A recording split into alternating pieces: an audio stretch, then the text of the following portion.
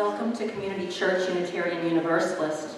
I'm Michelle, and I'm your worship associate this morning, and it's a joy to be with you on this beautiful Christmas Eve. Not so beautiful outside, but maybe inside anyway. We welcome all who are on a spiritual search for truth and meaning. Ours is a faith in action as we do the work of social justice and elevate compassion in our quest to live ethically, recognizing the inherent worth and dignity of every being. Please look to your weekly email for announcements. We're doing things a little bit differently this morning. We're going to have some songs and some poems and some stories and different things.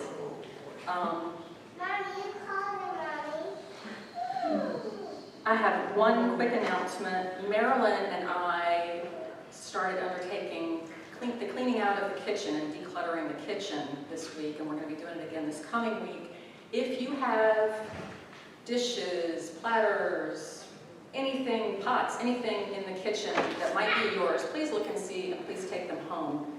And that includes, we're going to clean out the freezer. So whoever that old El Paso frozen dinner belongs to, it's been in there for over a year, so say adios to it.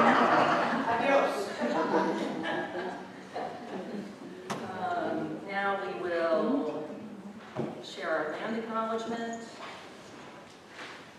Please read with me the words on the back of your order of service. We acknowledge and pay tribute to the original inhabitants of this land. The city of New Orleans is a continuation of an indigenous trade hub on the Mississippi River, known for thousands of years as Pulancha. Tribes that have lived on this land include the Caddo, the Natchez, the Choctaw, Chitimacha, Homa, Tunica, Biloxi, and Atacama-Ishar, among others. We recognize that as a result of broken treaties and voluntary removals, Native Americans were often forced from their lands. We remember and pay respect to the communities impacted by these actions. Native peoples have lived on this land since time immemorial, and the resilient voices of Native Americans remain an inseparable part of our local culture. With gratitude and honor, we acknowledge the indigenous nations that have lived and continue to thrive there. Now we will, opening words. Opening words are from Mr. Rogers, Fred Rogers.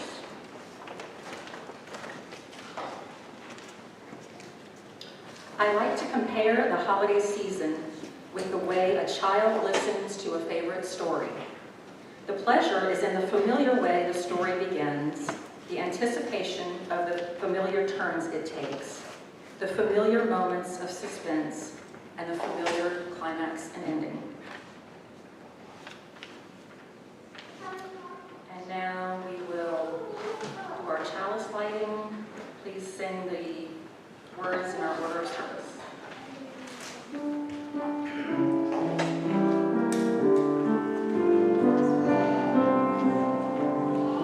We light this way to affirm the light of truth and knowledge and the warmth of love and community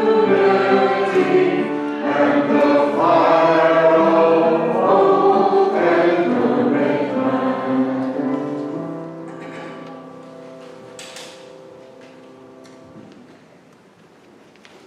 And now the Malones will share with us the aerobic 12 days of Christmas, followed by Alan Malone sharing the Santa Bus.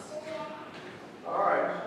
Anybody who would like to join in is welcome to come and help us. This will get the blood flowing a little bit and get the heart beating. And as you fall into the spirit of this, if you would like to get in the aisles or stand up where you are or just do it sitting down, it'll be fun. Maestro? Amelia, we're about to do something fun. On the first day of Christmas, I knew I be a partridge in a tree.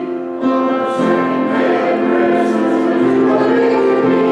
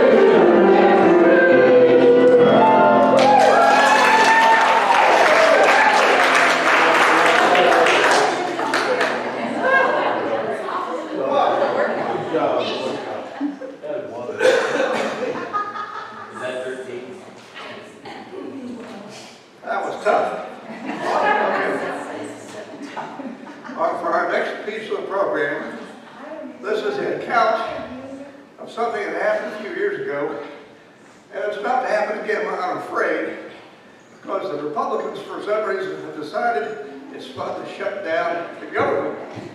So this is some years ago when they had done this, and it's told from the point of view of an FAA inspector. You know what the FAA is? It's the Federal Aviation Administration. Those are the cops that regulate us pilots. So it's a Christmas special from some years ago during one of these government shutdowns. You'll never believe the bust I almost scored during the shutdown. Of course, I wasn't being paid, although I'd heard rumors that there would be a retroactive check in the mail if the guys in D.C. opened up the government again and got around to issuing back pay to the FAA inspectors. I was just thinking about booting up my computer for a quick game of Adolf Solitaire when the phone rang. It was an irate citizen complaining about a sonic boom that rattled the windows in his house. I got on the red phone to NORAD and asked them if they had been operating any supersonic aircraft in that area. They said they hadn't, but that they were tracking an unknown source moving rapidly southward that seemed to have originated over the horizon someplace to the north.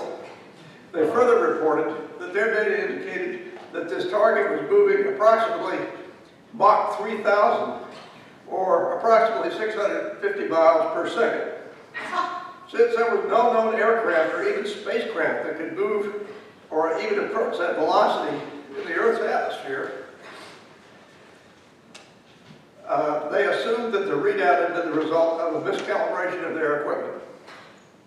The operator with whom I spoke said that they weren't too concerned about it being some kind of an enemy weapon, since a missile moving that fast through the atmosphere would vaporize in a flash, destroying instantly any instrument of mass destruction it might be carrying. When I told him of the complaints of sonic booms, there were several more coming in by that time, he said he checked to see if the techs had finished their examination of the parabolic antennas and determined that to fix the problem. Once the scanners had been put back into service, he told him, he'd be able to give me a better idea of the possible source of the booms. Presently, our internal FAA communication network, which we designate the FCN, activated with a report that one of our agents, whom we designated with the FAA as FAA inspectors, had stopped an aircraft that was apparently attempting to land on somebody's roof. The portly pilot, he told me, was apparently under the influence of some drug. His eyes were all lit up, and he was really flying.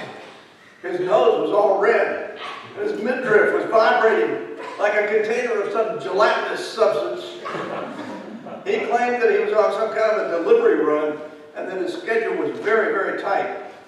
He was anxious to get out of his way, but I thought it my duty to detain him and ask him why he had been zooming over the neighborhood at over 2.25 million miles per hour.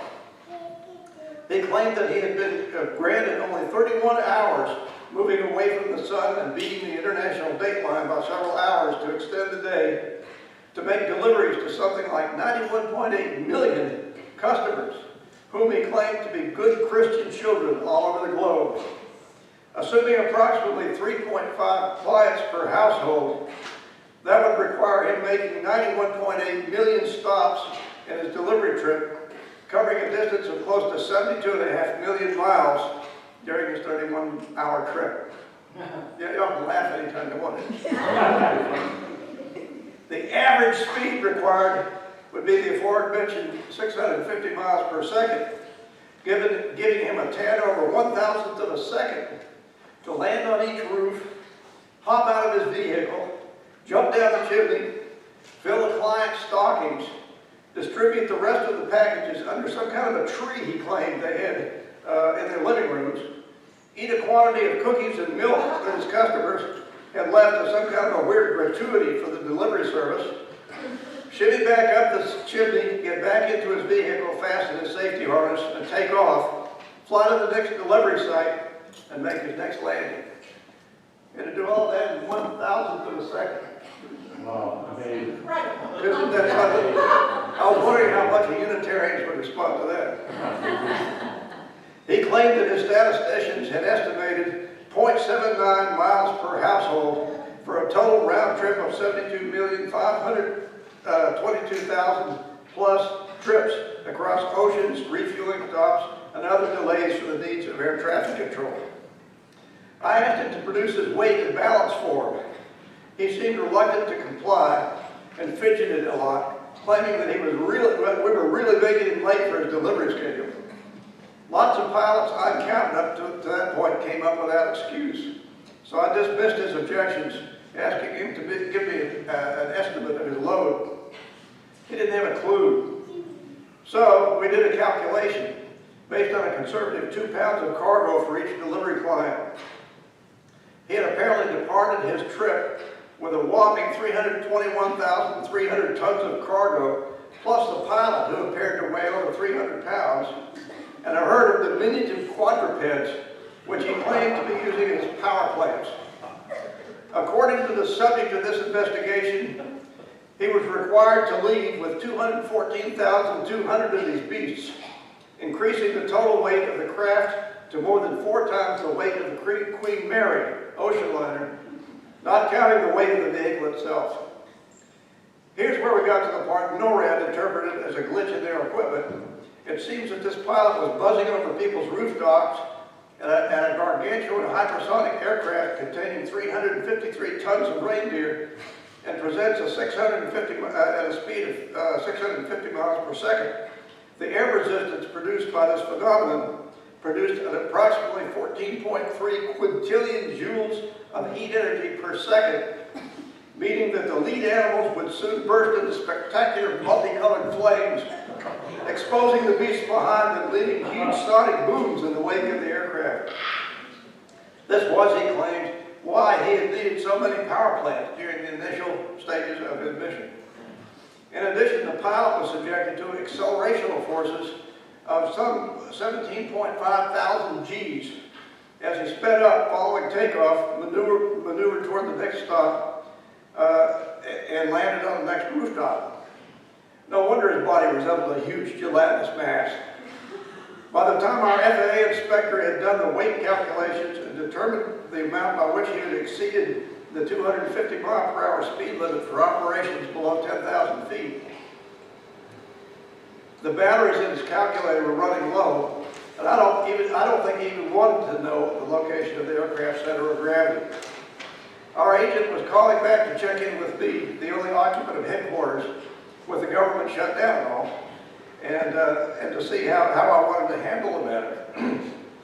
I thought about the number of hours it might take to assemble the evidence and complete a formal complaint, considering how many infractions of the Federal Aviation regulations that he had committed. Then I thought about my FAA mailbox that was due to be found empty in the likely event that the government had not resumed operations by the next payday. I told our inspector that seeing how this was the middle of the night and we were on a skeleton crew until further notice, he should file a report indicating that the subject would be let off with a stern warning, placing him on probation for the following year. With a shaking head, I hung up the red phone, booted up my computer, and activated the ADOS Solitary Network program. Merry Christmas.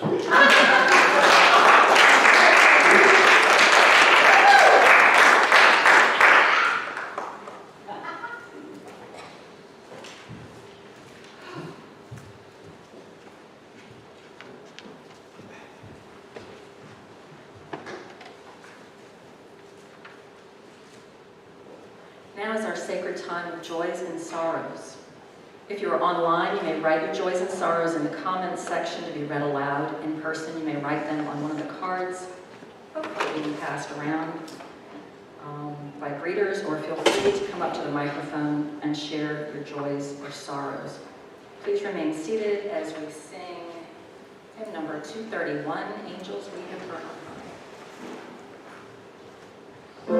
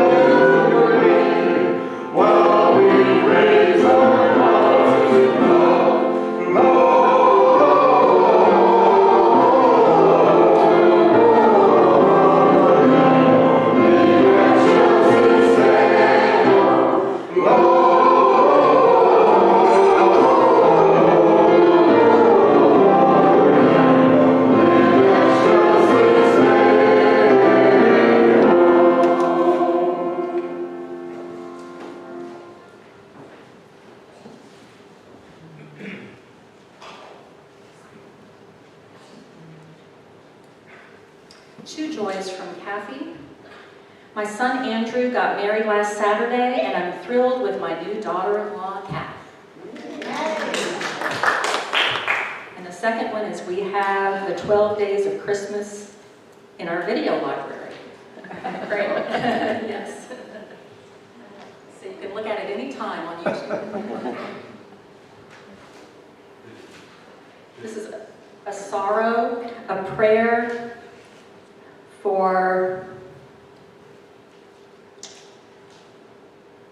something, and a ceasefire and healing for and liberation for Palestinians. In Thanksgiving for a joy. In Thanksgiving for 80 years of Jim O'Neill, who turned 80 on the winter solstice.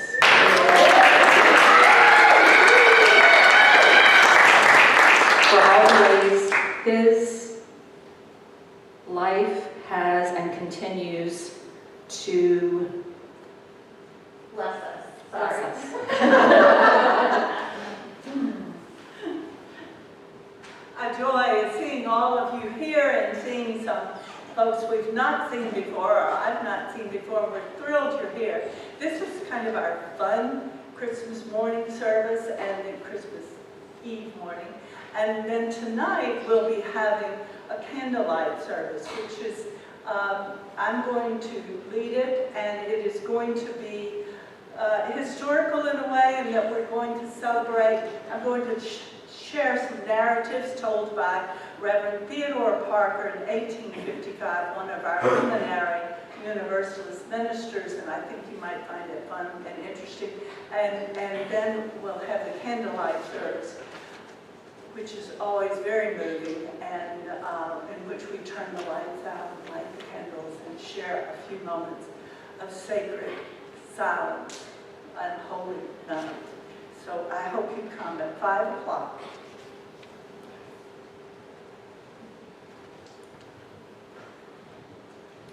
My joy is that 33 members of my family gathered yesterday to celebrate Christmas. And we had a wonderful sit-down meal and present opening at my house. And I survived it. And it was just so much fun to see so many wonderful relatives and get to talk with them and visit with them from all over. Wonderful. I'd also like to mention that Liz Trotter finally had her surgery almost 2 weeks ago, and she is definitely on the mend. And she's hoping to be here tonight for the evening service. And also, I want to mention that Jane Powell has COVID, so please keep her in your thoughts this morning. Hopefully she'll be feeling a lot better by tomorrow morning for Christmas. And we light 2 more candles, one for the joys still bubbling up, too new to share, and one for the sorrows that we cannot yet put into words. Know that we hold you in our hearts.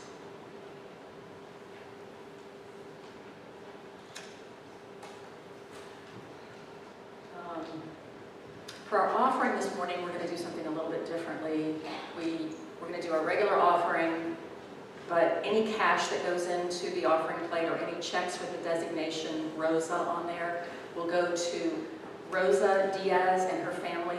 For anyone who's not familiar with Rosa, she is an immigrant from Honduras who walked to the United States with her first 3 children and then had number 4 along the way. And we've been helping Rosa for the last few years, and if anyone is not familiar with how hard it is for immigrants, it is really difficult. So we'll be collecting for Rosa and her family, and we have collected gifts for Rosa and her family that we're hoping to give to them tonight. Hopefully they'll be here tonight. And there's a little change to the music for our offertory.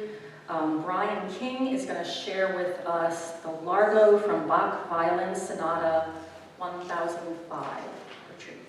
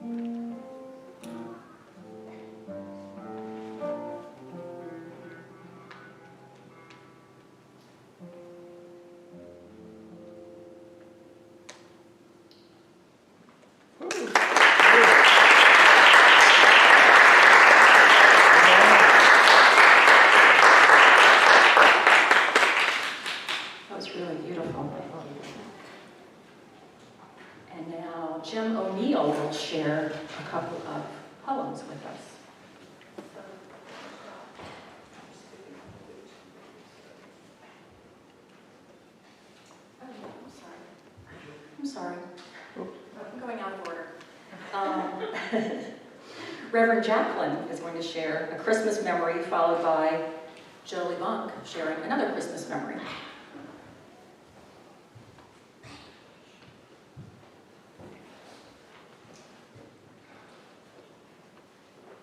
So I can't help, every year at Christmas, I think about Jack and Polly's Christmas trees. Jack and Polly were my parents, and the Christmas tree was a major thing in our family growing up. Nothing brings to my mind beauty as much as the stars on a cold winter night. When I was a child, I felt the same way about the beauty and the mystery of our Christmas tree. It seemed to be cut of the same mystery as the starry evening sky. Mother was very intentional about how we hung each piece of silver foil. Do you remember those little crimped pieces of foil before they had plastic that we hung on the tree? Each piece had to appear to drip from each branch. It couldn't be just thrown over the branch, or like I saw in some families, people just hurl balls of icicles up there. No, that was not all right. Yes, When I was a kid, I mistakenly swallowed one of those, and they had to take me to the hospital for a tonsillectomy. Well, that adds a whole new dimension to the story. And then the lights had to be put on exactly right.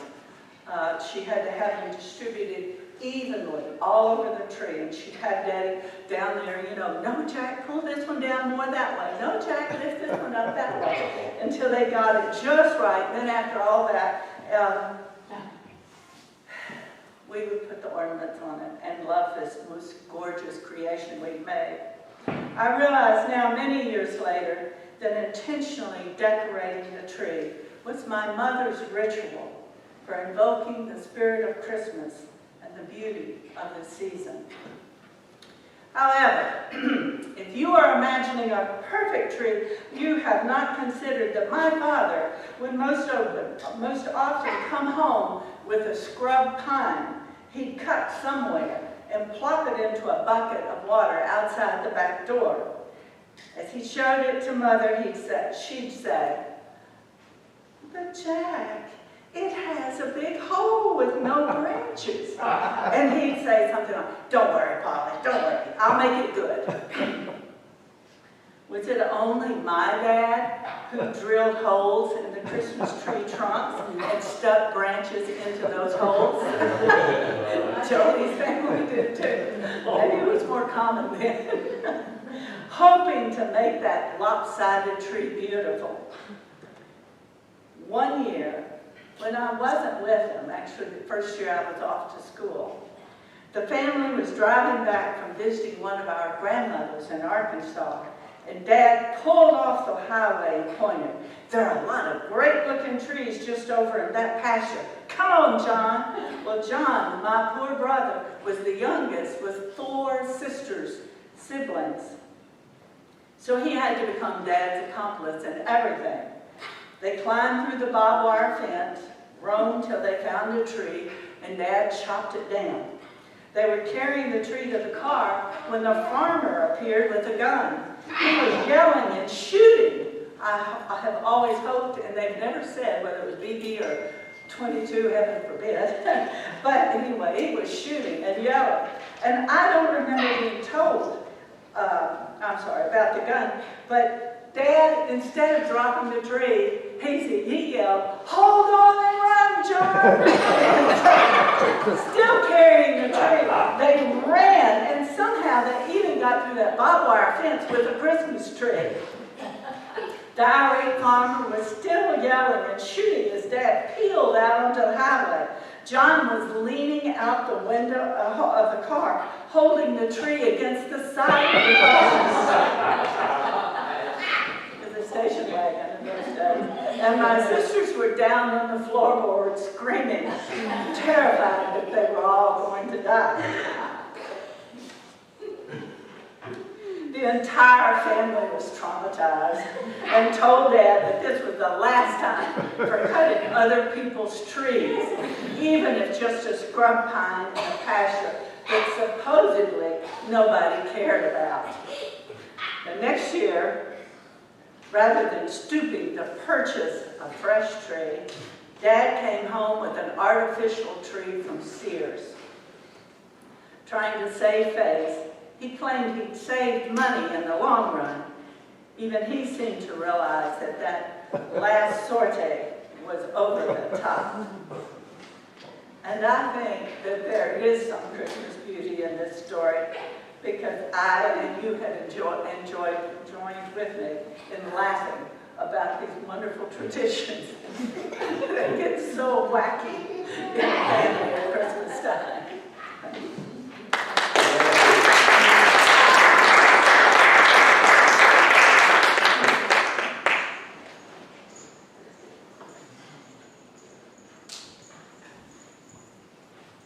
Well, that's a hard story to follow. Mine is similar. Our family too had the tradition of cutting down our own tree every year. And there were 6 kids in the family. And so one year when I was pretty young, all 6 of us went with my dad in the station wagon into the woods to cut a tree down.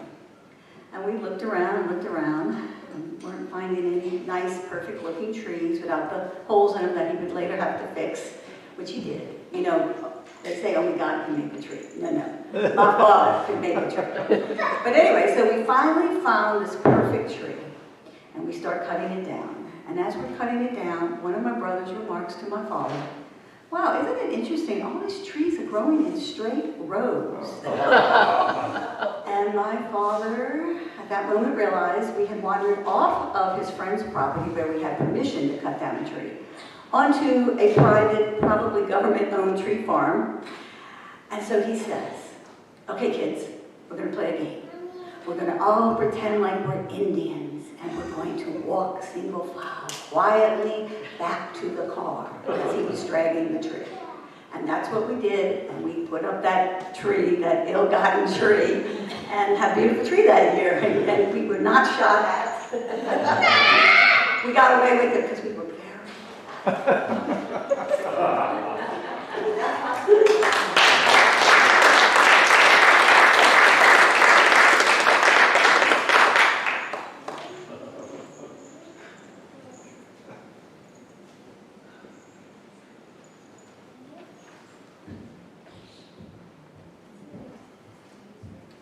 What fun to be together today, isn't it?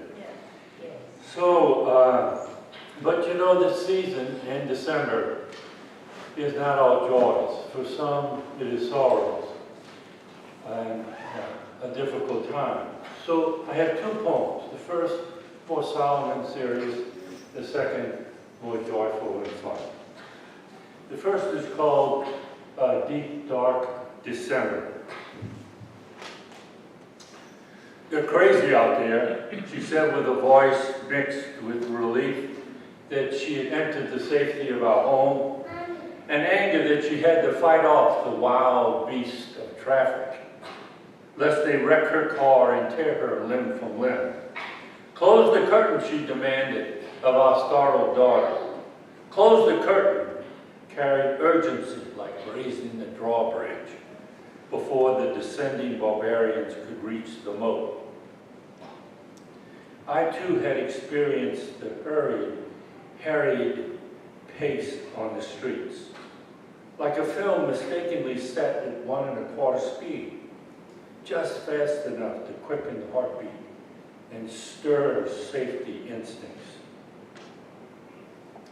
I imagined myself in an expansive field, the horizon stretching out on my right and on my left to an invisible line.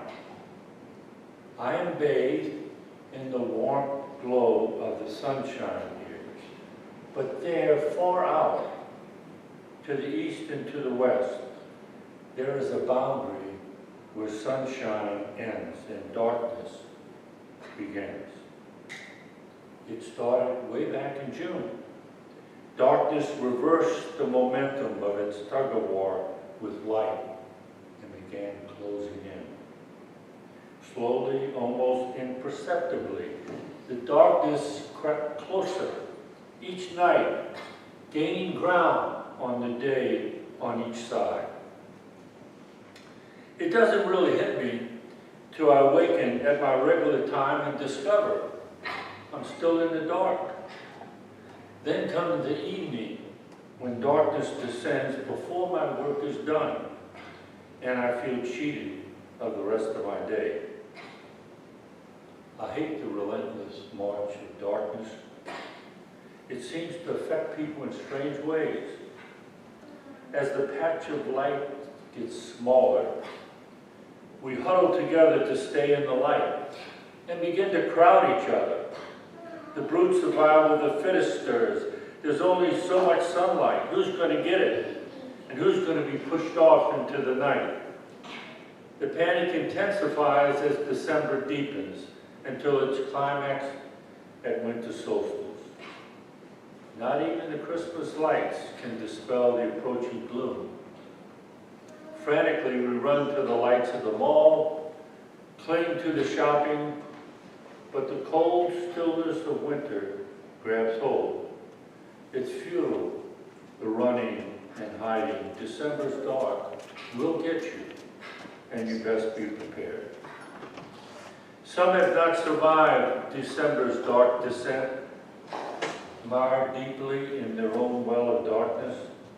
The loss each day of more precious light put them over the edge. In despair, they dove into the deep darkness.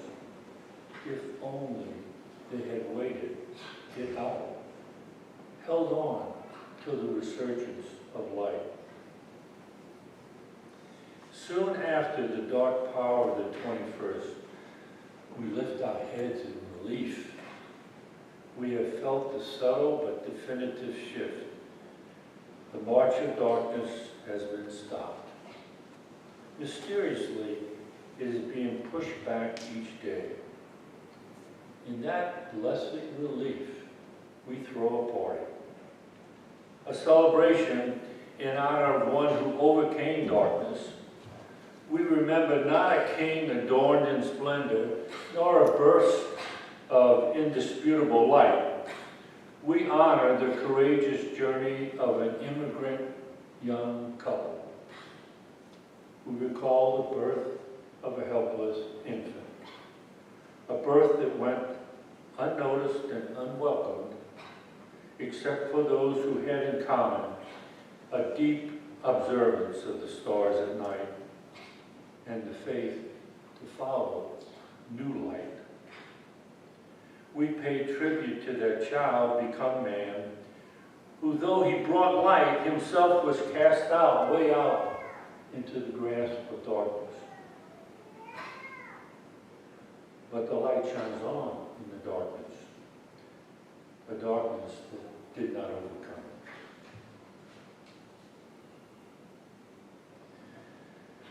I'm going to transition now to the second poem, and for that, put on a little decoration. This is called Christmas Decorating. In come the storage bins. Out pops Santa Claus, swaying to Jingle Bell Rock. In comes the Fraser fir. On go the colorful lights, red ribbon, ornaments, some old, some new. Out come the stockings to hang on the mantle. Down come the fall decorations, up go the red and green, poinsettias and garland. Wreaths everywhere, around the hall mirror, above the fireplace, on the back door. Up go the twinkling starlights in every window. A wooden train circles the tree. A red, snow-covered miniature truck pulls wagons of deer, bears, and trees. Rudolph drives. Mickey's in the back. Up on the wall, a little family cuddles a baby in a stable. Each piece a memory, a touch of emotion, or flood of feelings, warm, welcoming sensations. Finally, Rudolph arrives on the front lawn. White lights, red nose. sitting quietly, creativity and imagination satisfied, my young self excited, my old self content. As December's dark descends, I'm surrounded by light, warmth of loved ones, joyful memories, and hope for peace.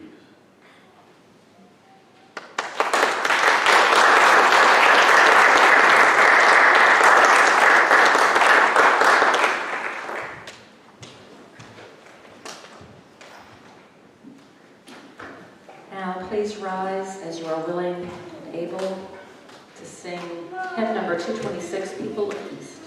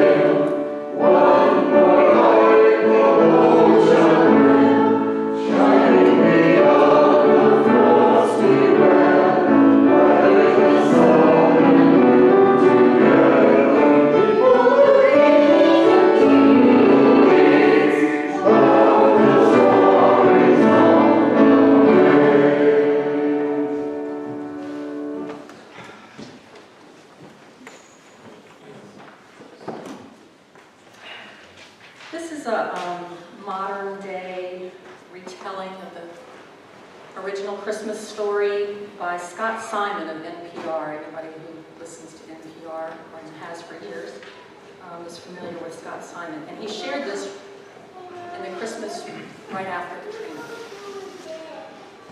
Joseph and Mary hitchhiked to a shelter next to a Walmart in Pass Christian, Mississippi. They'd lost their home in a hurricane, and the trailer that FEMA had promised wasn't ready. Joseph was a carpenter, and there was lots of work in the area, but he and Mary had no place to live, and Mary was pregnant. She told Joseph that he would be the child's father, but he wasn't the child's father. The spark that began the life of their child, she said, came from, well, it was too embarrassing for Joseph to repeat. It sounded impossible and ridiculous. Friends told him he was being taken for a fool, but Joseph loved Mary. He knew that the last few months had been hard for her. Joseph decided that whatever fantastic stories Mary told him, he would love the child as his own. When Joseph and Mary got to Pass Christian, they were told there was no room at the shelter, but a kindly man said they could unroll their blankets on the floor of his garage next door. The garage was cold, he said, but it had wireless internet connection. That night, Mary had a baby boy. He seemed healthy, wrinkly, and had a nice loud cry. Mary laid their baby down on the back of a hybrid car that was under repair, swaddled in the one denim jacket Joseph was able to take when they fled their house. Mary lay down on the front seat. Joseph rolled down the windows. A stray gray dog, still grimy from the road and whimpering with loneliness, kept watch over the baby and helped keep him warm with her panting. Joseph also plugged in his iPod into a set of speakers so their baby could be lulled to sleep with music. That night, a star appeared in the east. actually quite a few stars, but Bill Gates noticed one in particular and sent 5 wise people. The group recently expanded from 3 wise men to pass Christian to see Joseph and Mary's child. Bono, William Safire, Monica Ali, Aung San Suu Kyi, and Henry Louis Gates. No relation. All wanted to bring the child gifts of gold, frankincense, and myrrh, but they hadn't been available since the hurricane. So the wise people brought Chipotle lime taco chips, chocolate chip cheesecake, and asparagus for flavor. The infant saw them and smiled. Mary saw the look of delight on her child's face and said to herself, "He's happy to be in this world. He's happy to be with us." But she saw Joseph sitting off by himself at the far edge of the garage. She knew he was worried about how he was going to make a life for their child. When Joseph came back to the car, his eyes glimmered. "I think I finally understand," he said, "why we're here, why we've been given the gift of this child. It doesn't matter who the father is, does it? Every child born cries for our love and deserves our care. Every child who's hungry in Sudan or Louisiana or Indonesia. Every little girl who's abandoned by a roadside in China. Every little boy in Uganda who's dragged into somebody's army while he's still not as tall as the gun they put in his arms. Every teenager who never seems to take off their earbuds. Every little boy and girl anywhere who's threatened by a bomb, an epidemic, a bullet, or a storm. I must love them as a father loves his child." Mary and Joseph sat with their arms around each other and around their baby boy. The dog, they decided to adopt her on the spot, hopped up on the seat beside them and put her head gently onto Joseph's lap. The star that had found them seemed to stay above them for a moment, while their child breathed softly, safely, peacefully in their arms, looking out at a world that seemed suddenly new.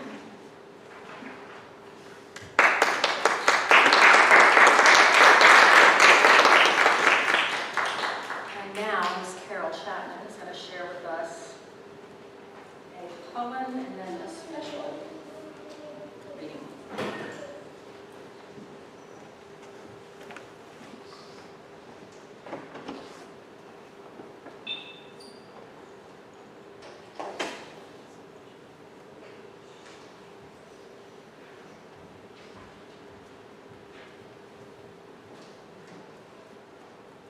Had this book for probably 30 or 40 years, and I decided to choose a poem from it. And I'll start by saying hello to a special friend of ours, Charlotte Upadhyay. I promised I would tell you hello. Hello. And first of all, I want to let you know that I wish for each of you a very Merry Christmas. To those of you who are present and those of you that are with us online. And may your new year be filled with joy, love, contentment, good health, peace, and prosperity beyond measure. I've chosen this poem, "Don't Waste the Miracle," by Jan Miller Girondo. And then I'll read the lyrics to one of my favorite Christmas songs. Don't waste the miracle. There's a miracle in Christmas. There's a stillness in the air, an excitement in the shining eyes of children everywhere. There's a miracle in Christmas as each silent night unfolds, and we see the promise that this holy season holds. There's a wonder in traditions, in the stories passed along, in our thoughtfulness toward others, and in voices raised in song. There's a reassuring comfort in the joy glad tidings bring, and an inner peace for honoring and praising Christ the King. There's a magic in the season, in the kindnesses we do, where the joys are shared by many or among a special few. There's awareness of our gratitude for blessings from above, There's a miracle in Christmas, and the miracle is love. I love Christmas songs, and this is one of my favorites. It was written by Red West. He was a close friend, bodyguard, and songwriter for the iconic American singer and actor Elvis Presley. Okay, this song was recorded and released in November of 1966 and again in 1970. Upon its initial release, the song reached number 2 on the Billboard chart for Christmas singles. Does anyone want to guess what it is? I know, what's that? No. Blue Christmas? No. I know this is older than a lot of you younger folks. The song is If Every Day Was Like Christmas. Nicholas. Okay. And of course, if I had a better singing voice, I would do what Reverend Steve Crump did when he got out a few weeks ago and just sang a song to us. But I'll go ahead and just speak the lyrics. I hear the bells saying Christmas is near. They ring out to tell the world that this is the season of cheer. I hear a choir singing sweetly somewhere, and a glow fills my heart. I'm at peace with the world as the sound of their singing fills the air. Oh, why can't every day be like Christmas? Why can't that feeling go on endlessly? For if every day could be just like Christmas, what a wonderful world this would be. I hear a child telling Santa what to bring, and the smile upon his tiny face is worth more to me than anything. Oh, why can't every day be like Christmas? Why can't this feeling go on endlessly? For if every day could be just like Christmas, what a wonderful world this would be.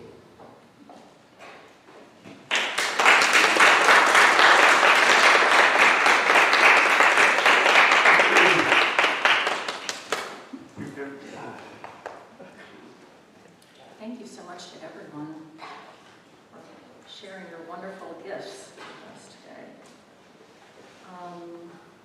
Now we will extinguish the chalice. Please join me in reading the words for extinguishing the chalice.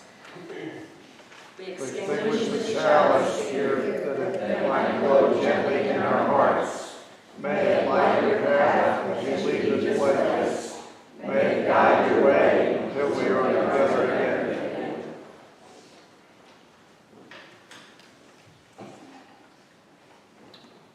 Benediction is in the hymnal number 615.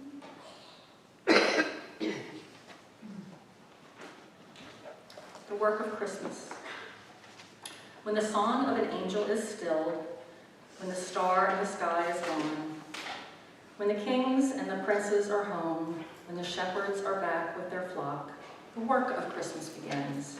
To find the lost, to heal the broken, to feed the hungry, to release the prisoner, to rebuild the nations, to bring peace among the brothers, to make music in the heart.